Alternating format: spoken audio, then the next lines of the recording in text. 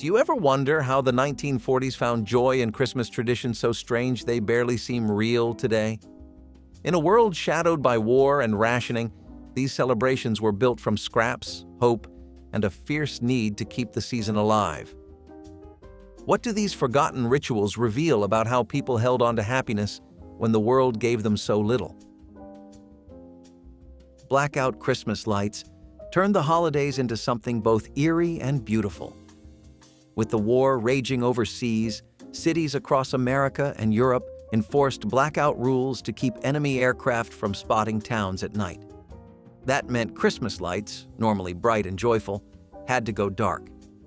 Families pulled heavy curtains across their windows and lit candles low, their glow flickering softly against the walls. It was a strange kind of Christmas, one wrapped in shadows and quiet resilience. Some people covered bulbs with paper shades or painted them dark blue so they could glow faintly without breaking the rules. It felt both secretive and sacred, like celebrating hope in hiding.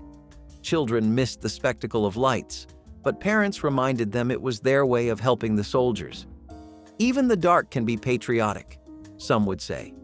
Neighborhoods that once twinkled now shimmered faintly, as if whispering instead of singing.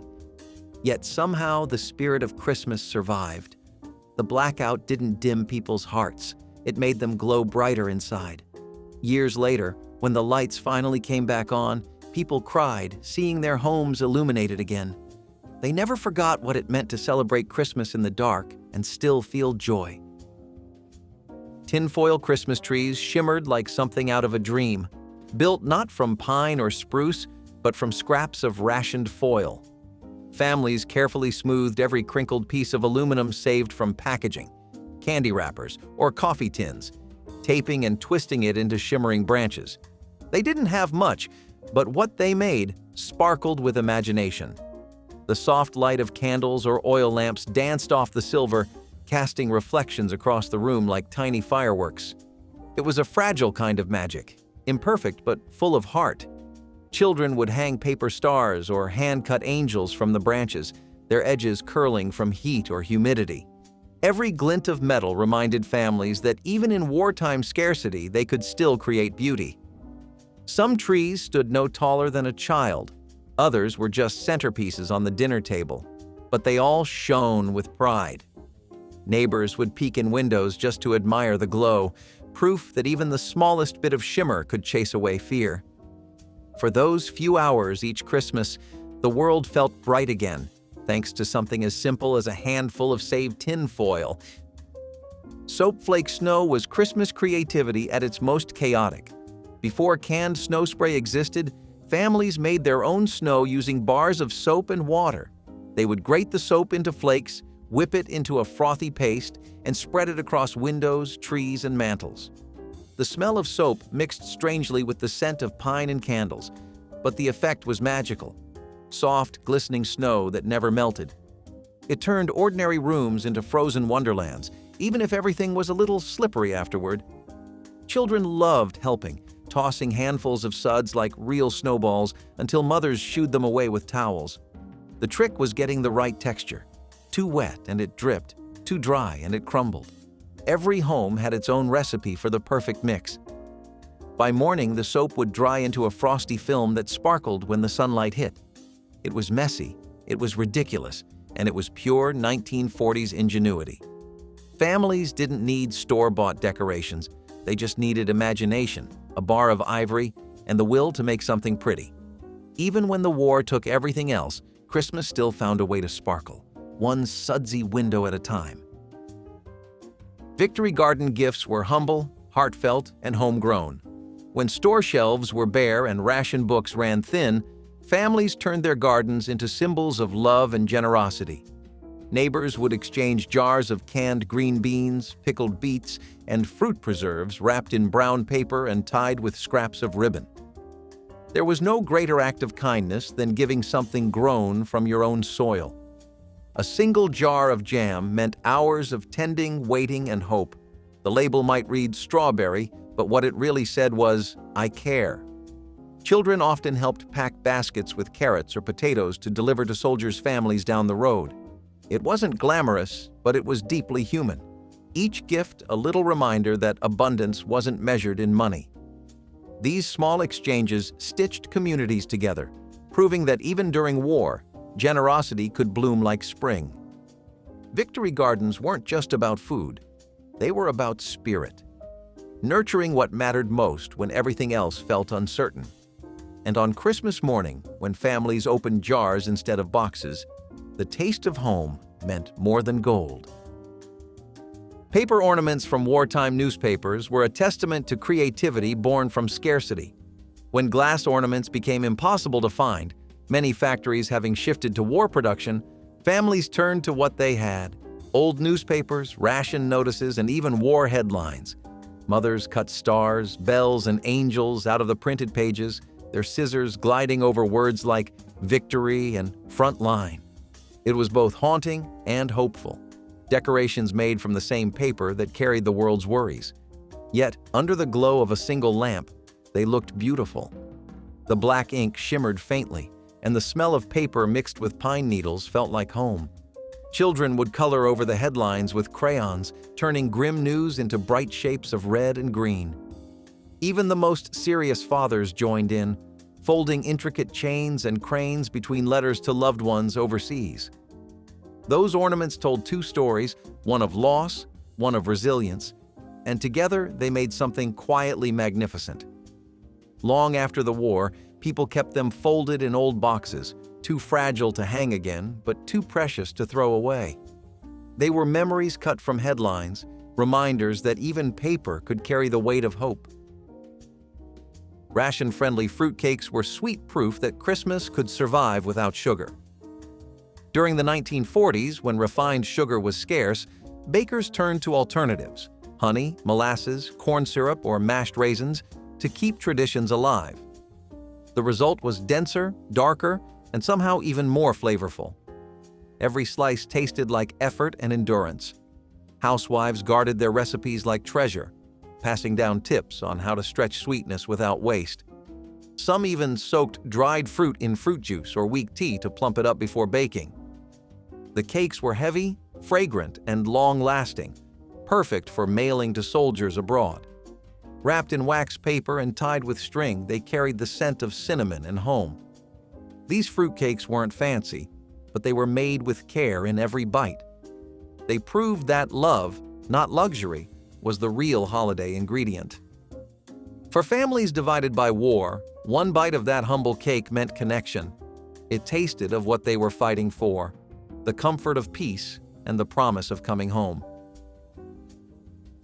Handmade toys from scrap wood were gifts built from both necessity and love. With factories focused on weapons and supplies, store shelves were empty of dolls, trains, and toy cars. Fathers, uncles, and older brothers took it upon themselves to fill that void, turning leftover wood from sheds or barns into treasures. They carved toy planes, dollhouses, and wagons by hand, sanding every corner until it felt smooth and safe. Paint was rationed too, so mothers used beet juice or coffee grounds to stain the toys in color. These weren't just toys, they were pieces of family pride. Children watched their parents working late by candlelight, their faces glowing with anticipation. Even a simple pull toy or spinning top could feel like magic when it was made just for you. Each one carried fingerprints of effort and care, the kind of craftsmanship no factory could ever reproduce.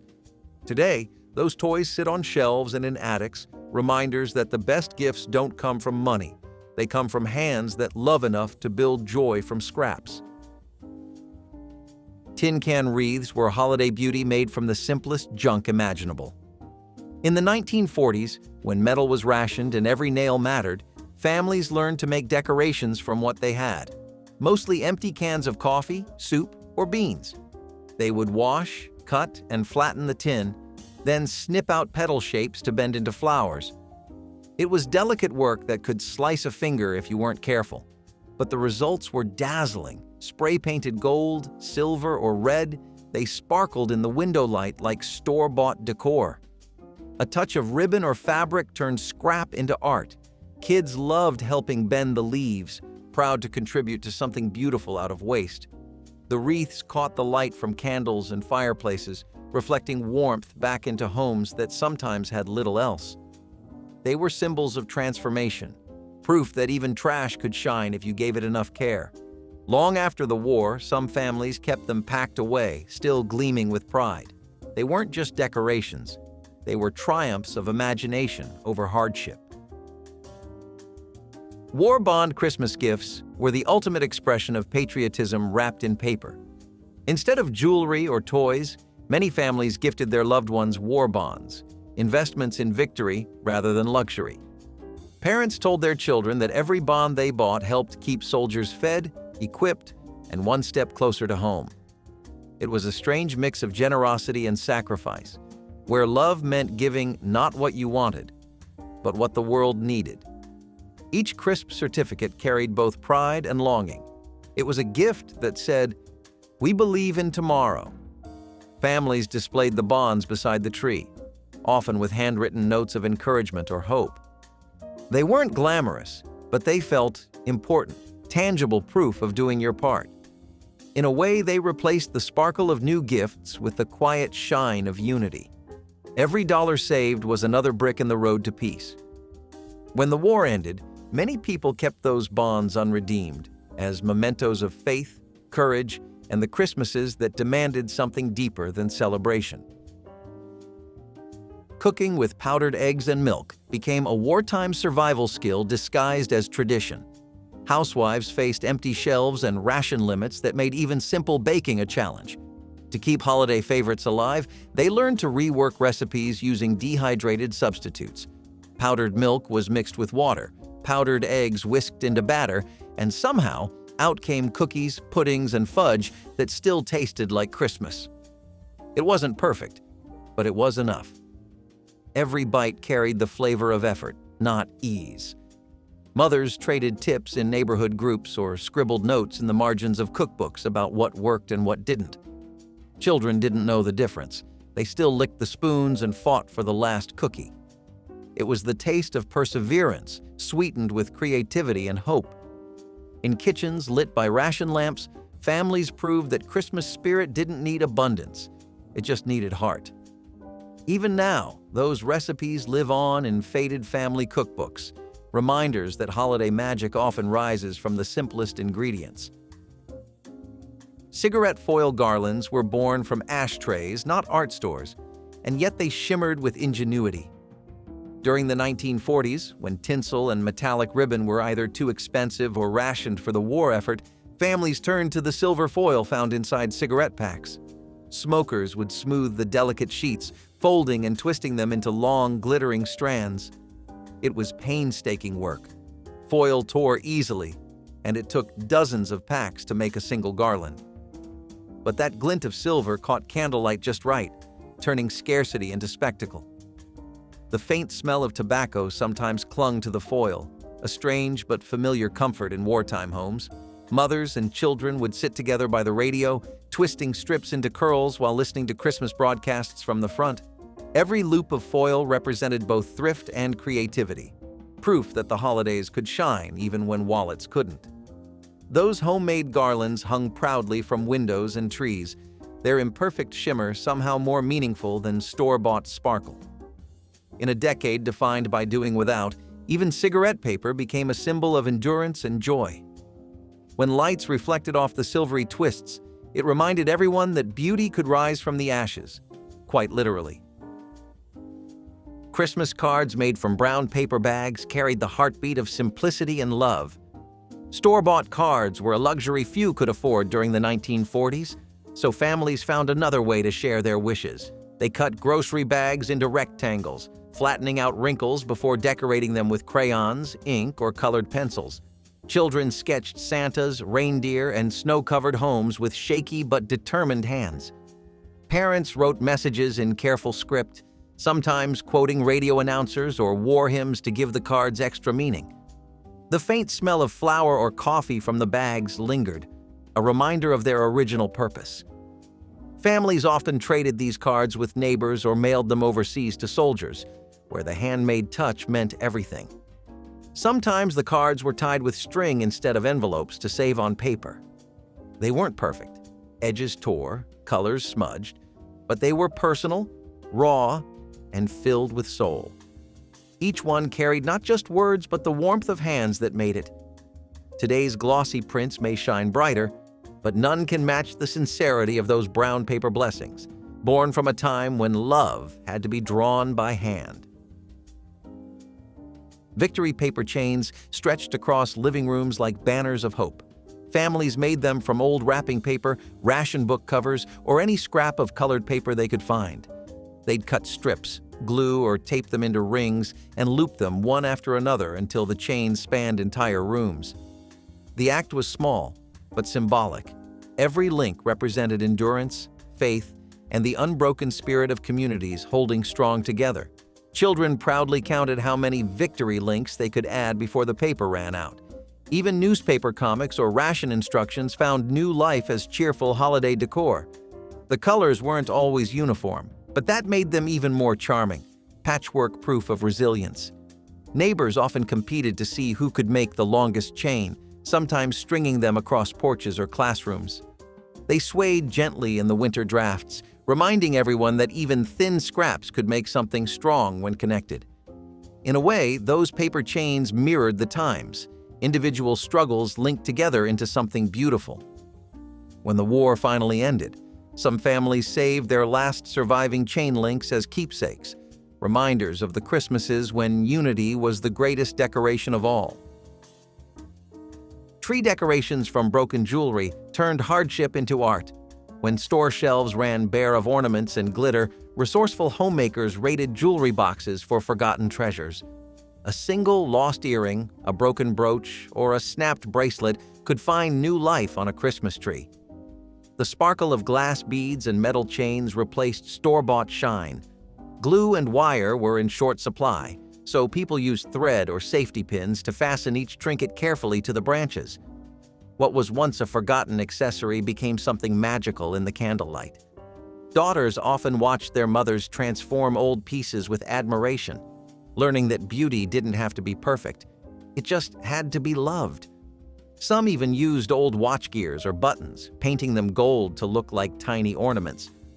Each decoration told a story: a lost engagement gift, a family heirloom repaired with glue, a memory reshaped into hope.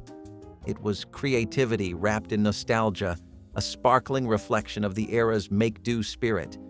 By Christmas Eve, the trees glittered not with luxury, but with memory, proof that even broken things could shine again.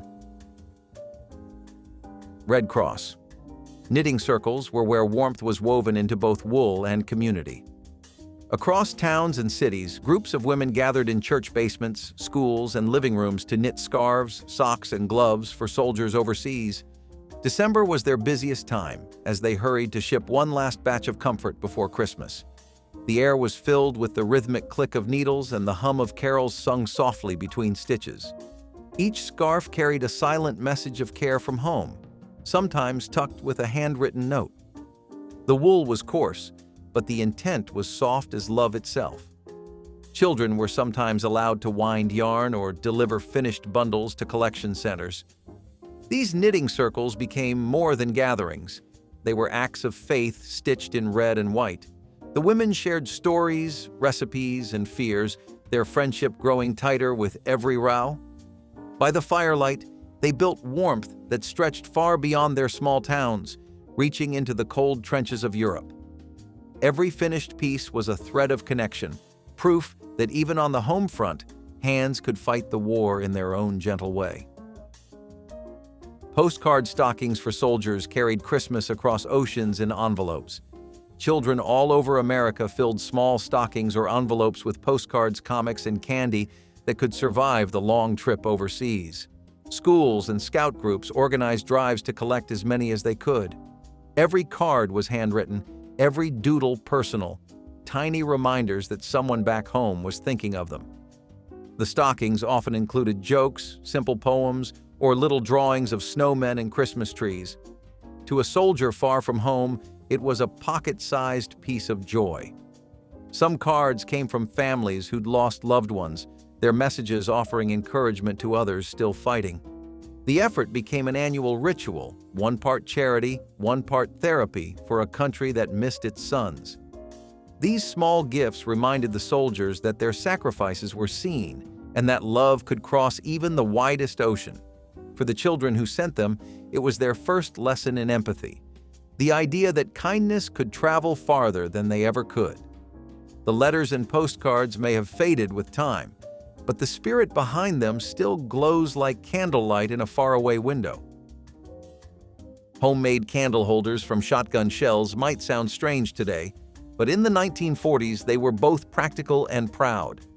Leftover hunting shells, emptied, cleaned, and polished, became shining little bases for candles on Christmas tables. Rural families used what they had, and nothing went to waste. Some even painted the brass casings red and green, turning symbols of survival into decorations of peace. It was rustic beauty with a story behind every piece. Farmers' wives lined them up across mantels, often mixing them with pine cones and holly sprigs. The glow of candlelight reflecting off the metal was mesmerizing, warm, golden, and quietly defiant. It showed how even remnants of hardship could hold light. The contrast between their purpose and their new role made them poetic reminders that peace, too, could be crafted from struggle.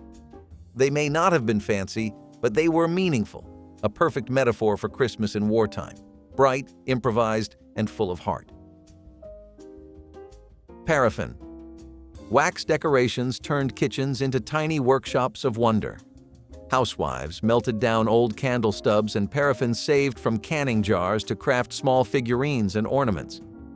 The smell of melting wax mixed with pine and sugar cookies, filling homes with the scent of the season.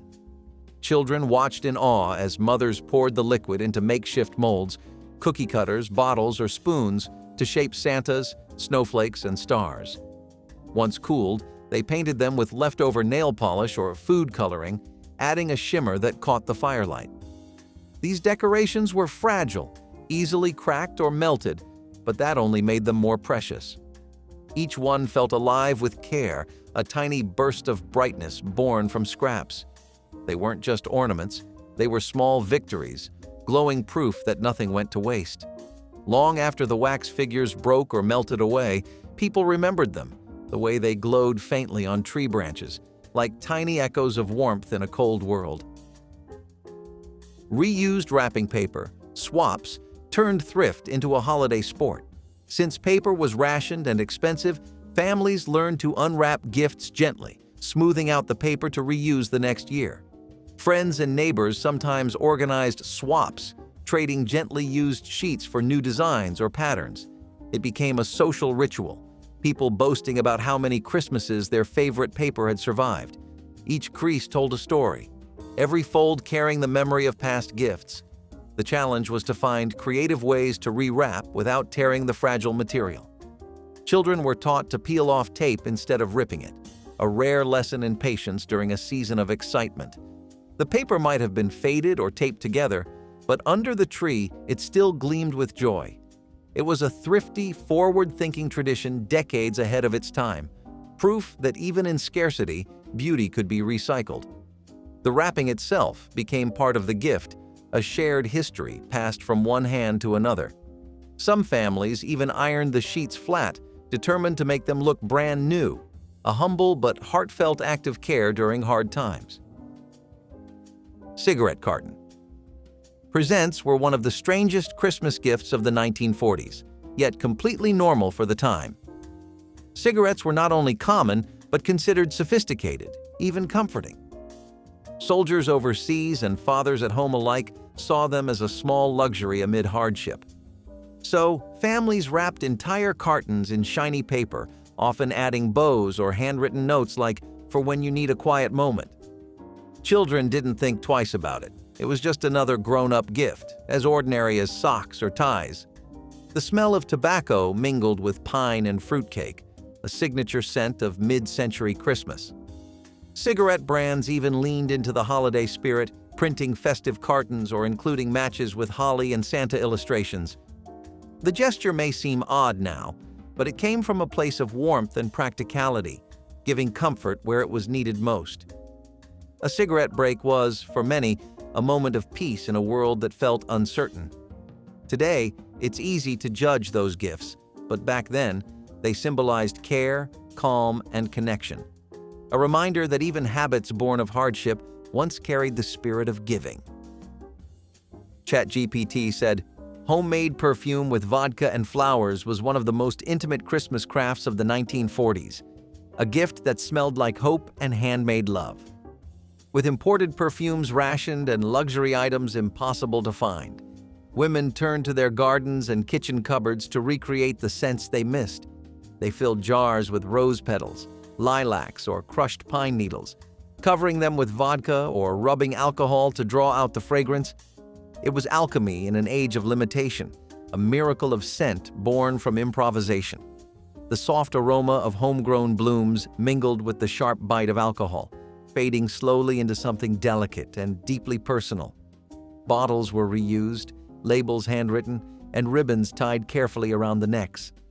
These perfumes were more than just gifts. They were time capsules of memory and resilience. Every woman had her secret blend: lavender for calm, orange peel for optimism, cedar for strength. Some even hid small sprigs of evergreen inside the bottle for decoration. When dabbed behind the ear, the scent carried more than fragrance. It carried story, survival, and sentiment. It reminded those who wore it that beauty could be handmade, even when the world seemed broken. On Christmas morning, these tiny bottles sat beside wrapped jars of jam and knitted scarves, a gentle reminder that love, like fragrance, could be made from whatever life still offered. Pine Cone Santa. Crafts were the rustic heart of 1940s Christmas decorating, a simple craft that turned the backyard into a workshop of wonder. Store-bought ornaments were rare, so children gathered pine cones, cotton balls, and bits of paper to make homemade Santas. The pine cones became bodies, their rough texture mimicking the folds of a fur-trimmed suit, while cotton stood in for beards and cuffs.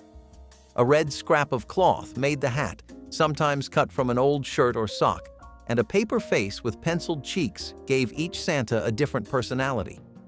The smell of pine and glue filled the house as families worked side by side, their fingers sticky but spirits light. The process mattered more than the result. It was the laughter that gave those tiny figures life. Each one came out crooked, uneven, but full of charm. Mothers proudly placed them on mantles, and fathers hung them from tree branches with sewing thread. They weren't perfect, but they were proof that creativity was stronger than scarcity. The little pine cone Santas stood as humble soldiers of cheer, holding their own against wartime gloom. Decades later, some of these fragile figures survived, tucked into shoeboxes and attic trunks. Their cotton yellowed, but their meaning evergreen. They were reminders that Christmas joy doesn't come from stores. It grows right underfoot. Sugarless gingerbread men were the sweet compromise of a world without sugar. With ration books limiting how much sweetener a family could buy, bakers had to get inventive. Instead of sugar, they used corn syrup, honey, molasses, or mashed dates to create a darker, chewier dough. The result was rich and hearty, gingerbread that smelled smoky and deep, with flavors that lingered longer than the traditional kind. Housewives wrote down recipes in pencil on the backs of ration cards, adjusting measurements by feel rather than precision. The smell of ginger, cinnamon, and cloves filled homes that might otherwise have smelled only of wood smoke and worry. Kids gathered around to press out cookie shapes, careful not to waste even a crumb of dough. They decorated their sugarless creations with bits of dried fruit, nuts, or tiny drizzles of syrup that hardened into rustic icing. It wasn't about perfection. It was about togetherness and perseverance. Each bite carried a reminder that sweetness didn't come from sugar. It came from effort and love. When families sat down on Christmas Eve to share these humble cookies, they weren't just eating dessert. They were tasting proof that joy could still be baked from sacrifice. Even today, that smoky molasses flavor still feels like a bite of resilience. White Christmas. Radio sing-alongs turned one song into a national heartbeat. Long before televisions or music videos, families gathered around radios glowing like hearth fires, waiting for Bing Crosby's voice to pour through the static. When it came, soft and steady, the world seemed to pause. Men overseas and families at home listened to the same song at the same time, a bridge of melody connecting hearts across oceans. The warmth in Crosby's voice was like a letter home. It carried both comfort and longing in equal measure. The familiar opening notes made even the most crowded living room feel peaceful and still. Some families sang along in unison, others just listened, eyes closed, imagining loved ones hearing the same words far away. Radios crackled with emotion as neighbors turned up the volume so the whole block could share in the moment.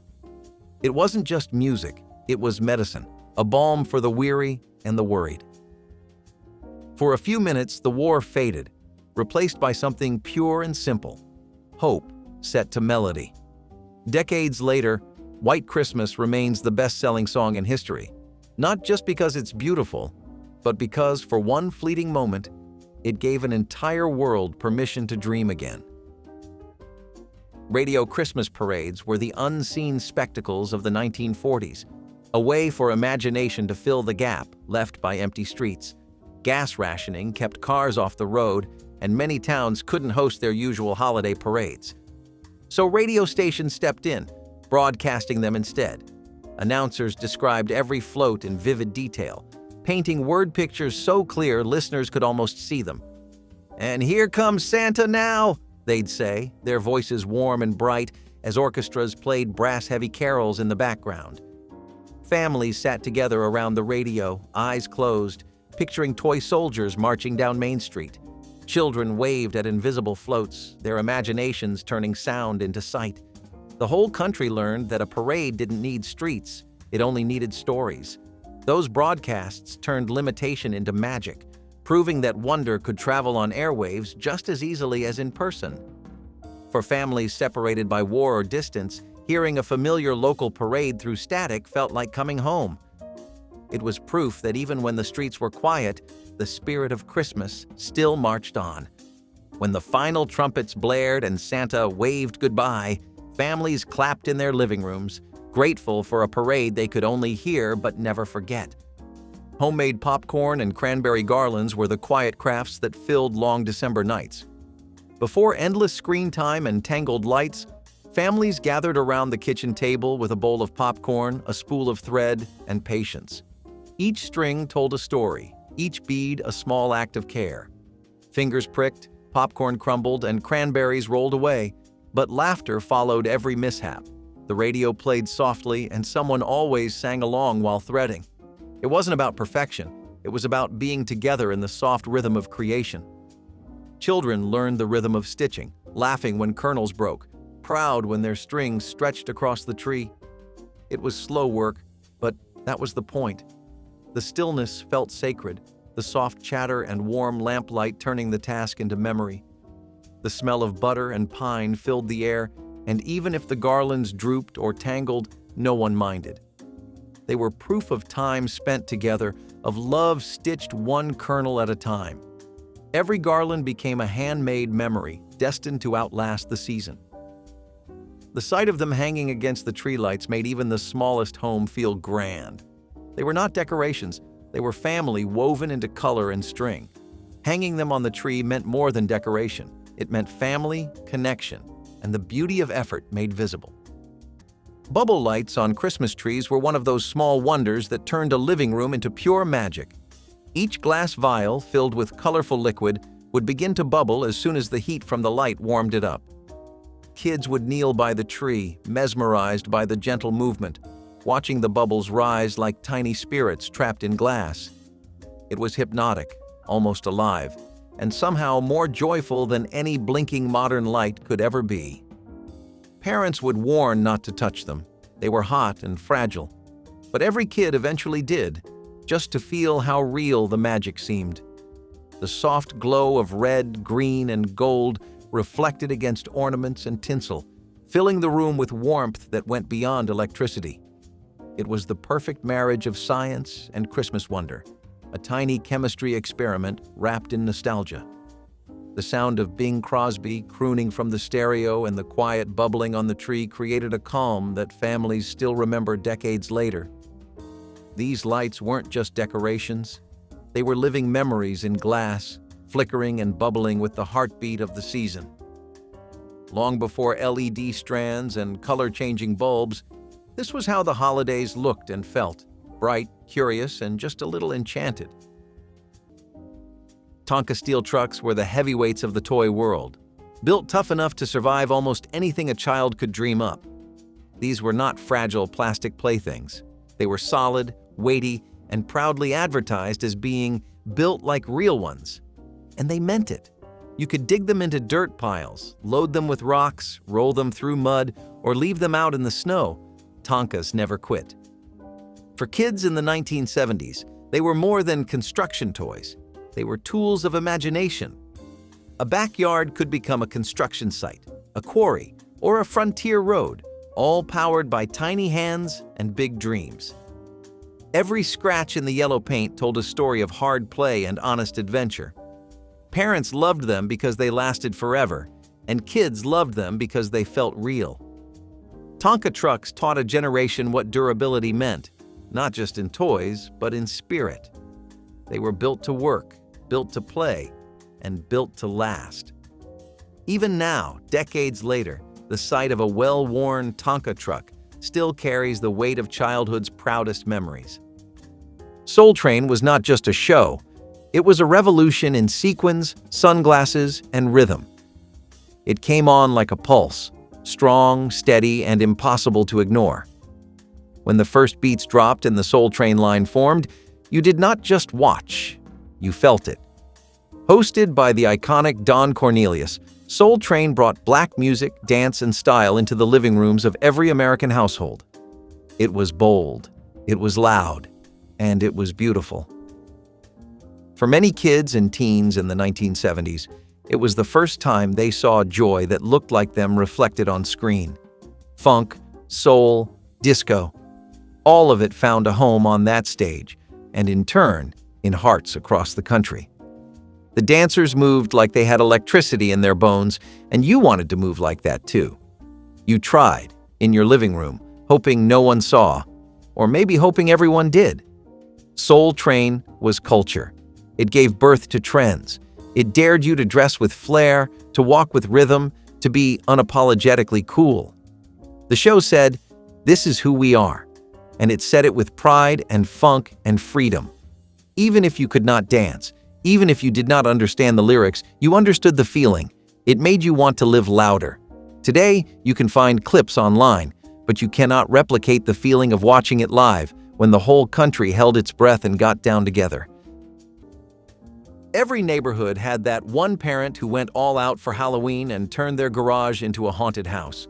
It was usually just cardboard coffins, bed sheets for ghosts, and a boombox looping eerie noises. But it worked. The air smelled like fog machine chemicals and pumpkin candles, and the line of kids outside was always longer than expected. Half the fun came from not knowing what waited behind the next corner. A jump scare, a bucket of cold spaghetti brains, or a neighbor in a gorilla mask. The whole garage would glow under dim orange light bulbs, shadows dancing across rakes and lawn chairs like hidden monsters. Even parents who claimed to hate Halloween found themselves grinning as they watched their kids scream and laugh in equal measure. Parents huddled nearby sipping cider while kids dared each other to go in first. Inside, it was a maze of squeaky hinges, spaghetti brains, and peeled grape eyeballs. Someone always jumped out wearing a mask from last year's costume sale, and everyone screamed, laughed, and ran out grinning. These homemade haunted garages were the beating heart of small-town Halloween, built from nothing but imagination and cardboard. They made every cul-de-sac feel like a movie set. Long before elaborate haunted attractions, it was neighbors and kids creating their own version of fear and fun.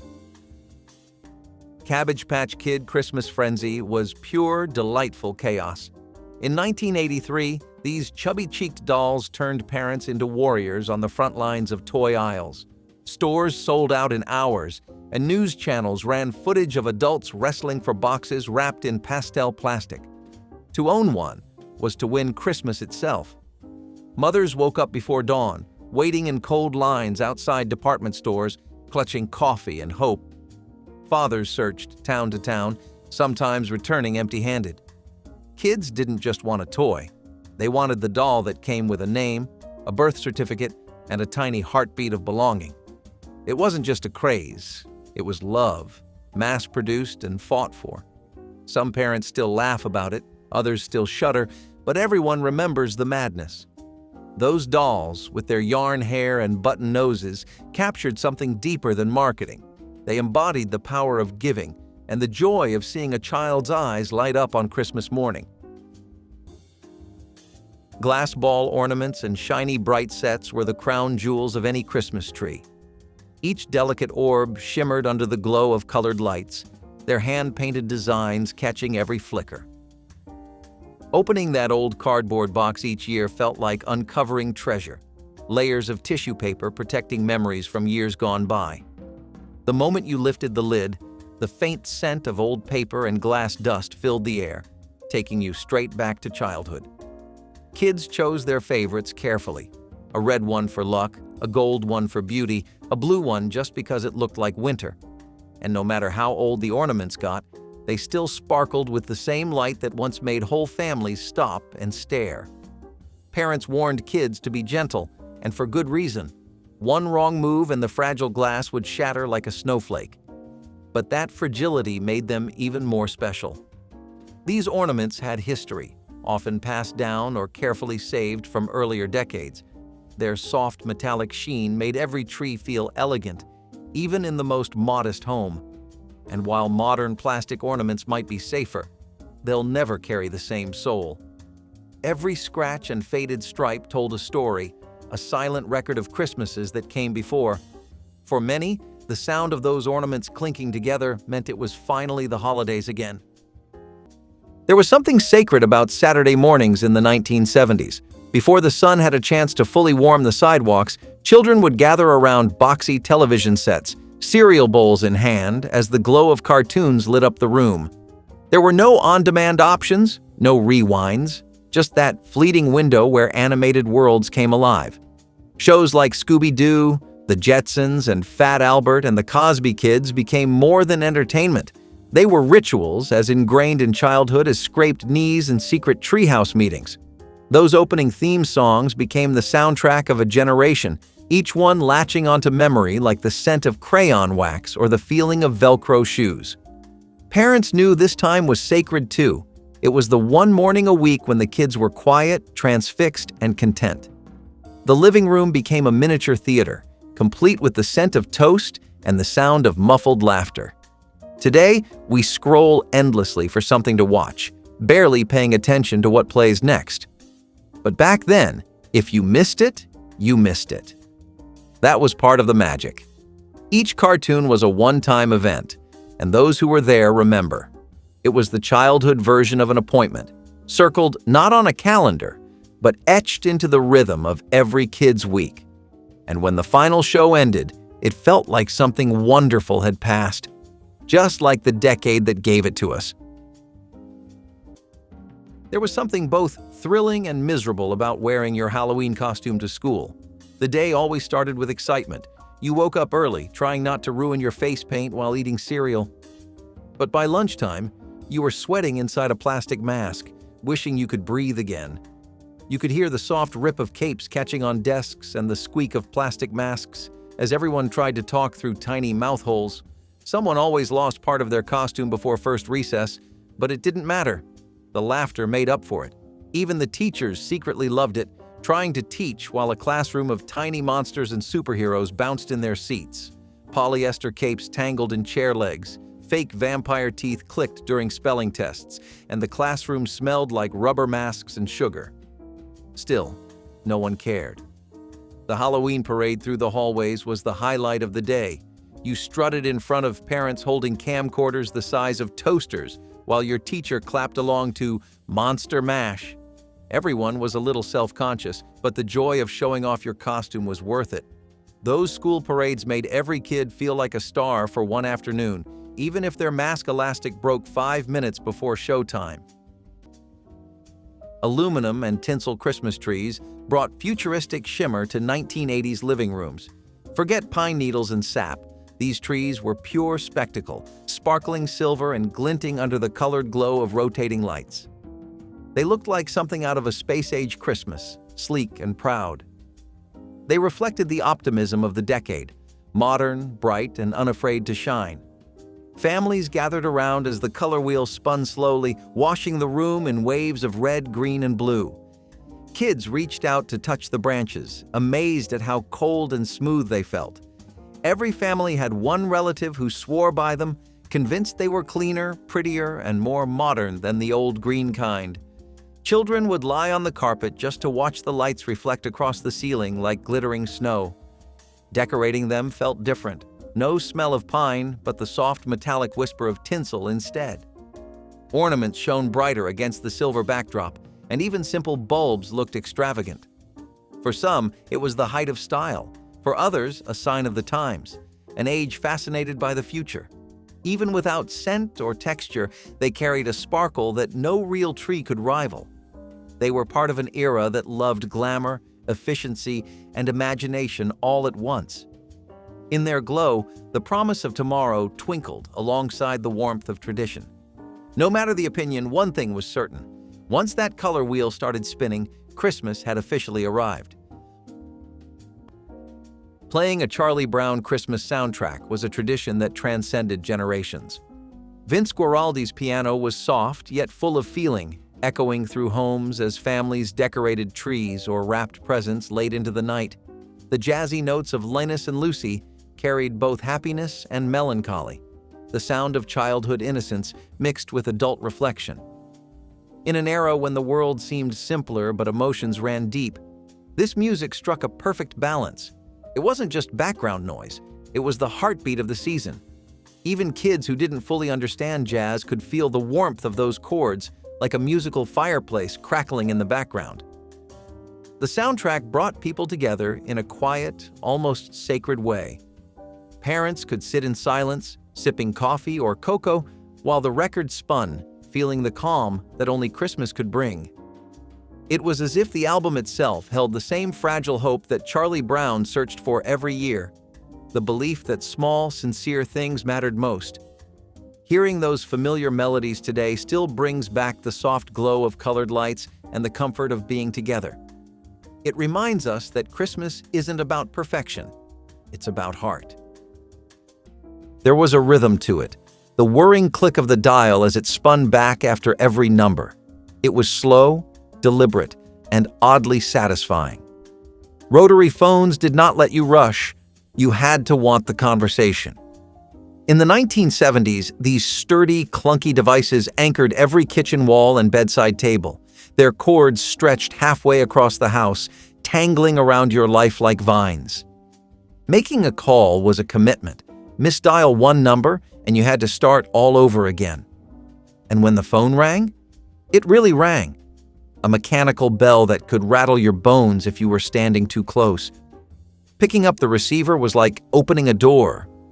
You had no idea who would be on the other side. There were no caller IDs, no missed call logs, just a voice, sometimes familiar, sometimes unexpected. The rotary phone forced patience. It forced presence. You could not multitask with it. You sat down, you talked, you listened.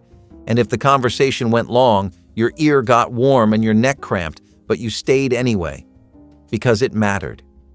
These phones were built like tanks, heavy, reliable, and always there. They were a fixture in every household, a centerpiece of communication before everything became instant and disposable. Today, we swipe and tap in seconds, but there was a quiet kind of joy in that slow spin, that brief wait, that moment before the connection began.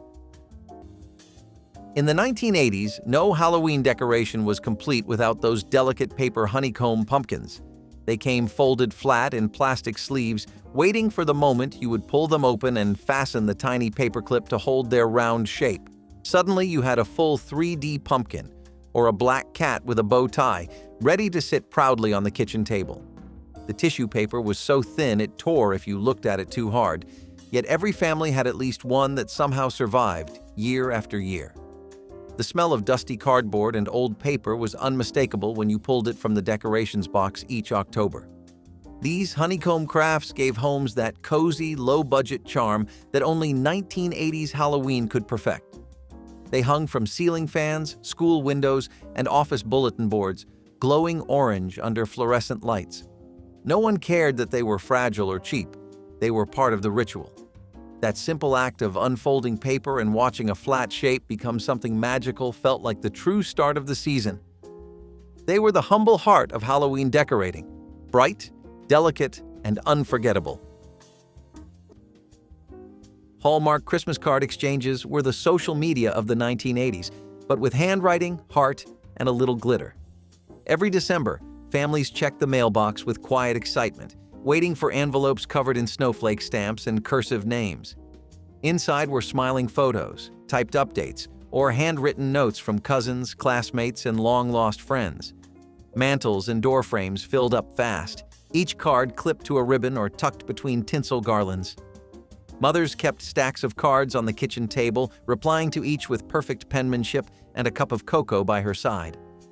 The faint smell of ink, paper, and pine mixed with the hum of Christmas records in the background. It was a yearly ritual, each message a reminder that distance did not mean disconnection. Some cards came with sequins or pressed flowers, others with snapshots of families dressed in matching sweaters. Children loved opening them, pretending to recognize faces they hadn't seen in years. When the season ended, the cards went into shoe boxes instead of the trash, tiny time capsules of love and life. Every December, the first card to arrive made the house feel officially festive. Long before group texts and emails, Hallmark cards were proof that someone, somewhere, was thinking of you. Stretch Armstrong looked like your average muscle-bound hero, but every kid who got one for Christmas quickly found out he was anything but ordinary. Filled with a mysterious gel-like substance, this toy could stretch to unbelievable lengths. Arms pulled across the room, legs twisted around table legs, even tied into knots. It was the perfect blend of curiosity and chaos, the kind of fun that made parents nervous and kids delighted. You could spend hours testing his limits, laughing when he snapped back into shape as if nothing had happened. He was indestructible. Or at least he seemed that way until you went too far and that strange goo started leaking out. Still, Stretch was unlike anything before him. In a world filled with action figures that stood stiffly in place, he invited movement, creativity, and a little mischief. The simple act of stretching him across the room became a test of childhood strength and imagination. He was the friend who could take a beating and still smile back at you. Stretch Armstrong was more than a toy. He was a symbol of durability, resilience, and the untamed energy of the 1970s kid. It felt like freedom.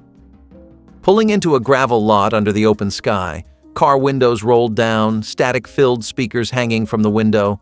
Drive-in theaters were the closest thing to magic many kids in the 1970s ever experienced. There was something cinematic about the whole ritual, even before the movie started. Blankets in the back seat, popcorn passed from hand to hand, mosquitoes dancing in the glow of the projector. You were watching the big screen, but living a story of your own. First kisses happened there. First heartbreaks, too. For families, it was a cheap night out. For teens, it was a playground of possibility. The movie was important, sure, but it was also background, just one part of the experience. You could laugh out loud, talk during scenes, even sneak in friends in the trunk. And when the weather was just right, with the air warm and still, it felt like the whole world had pressed pause just for you. Double features stretched late into the night, and the drive home felt like floating. Today, we sit in dark theaters with strangers, faces lit by phones, silent and separate. But at the drive-in, the experience was shared, across windshields, across families, across communities. It was noisy, it was messy, but it was real. You did not just watch a movie, you became part of one. Before streaming, before on-demand, there was only one way to see It's the Great Pumpkin, Charlie Brown, when it aired on television once a year. Families marked their calendars, popped popcorn, and gathered in their living rooms in pajamas to watch it together. The flicker of the television cast a soft glow across the room, and even the commercials felt special. It was a comforting constant in a decade that was changing fast. Linus waiting all night in the pumpkin patch while the rest of the Peanuts crew trick-or-treated was both funny and strangely meaningful. It reminded kids that belief itself was part of the holiday spirit. You could almost feel the chill of fall outside the window while the sound of that familiar piano theme filled the room. For many children of the 1980s, The Great Pumpkin was the official start of Halloween. Missing it meant missing the season itself. There was no recording, no replay, no skipping ahead. You watched it live, or you waited another year. That anticipation made it magical in a way nothing today can match. Polaroid photos with mall Santas were the crown jewel of holiday outings. Whole families bundled into cars, clutching coats and candy canes, heading to the mall just to meet the man in red. The wait in line felt endless. Kids fidgeted, tugged at sweaters, and peeked around corners to catch a glimpse of Santa's glittering chair. Then came the moment. A quick smile, a cottony beard, and a Polaroid that developed right before your eyes. You could watch the picture fade into life, a little square of proof that you had been good that year. Parents framed them, stuck them on refrigerators, or tucked them into wallets to show coworkers. The photos were grainy, slightly off-center, but perfect in the way only memories could be. The lights glowed too bright, the fake snow glittered, and for a few minutes the mall felt like the North Pole. Those Polaroids captured more than just smiles. They froze time, preserving a world before smartphones and digital filters. Every blurry photo still carries the warmth of that moment when Christmas felt real enough to hold. For every kid who ever dreamed of speed, Hot Wheels track sets were pure heaven. Those bright orange strips of plastic stretched across living rooms and hallways, looping, curving, and soaring off makeshift ramps. The sound of a tiny die-cast car hitting the track was enough to make your heart race. There was an art to it, getting the loops just right, testing gravity's limits with every twist and jump. And when two cars raced side by side, it felt like a miniature world championship unfolding right there on your carpet. You could build your own course, challenge your friends, and spend hours fine-tuning every jump.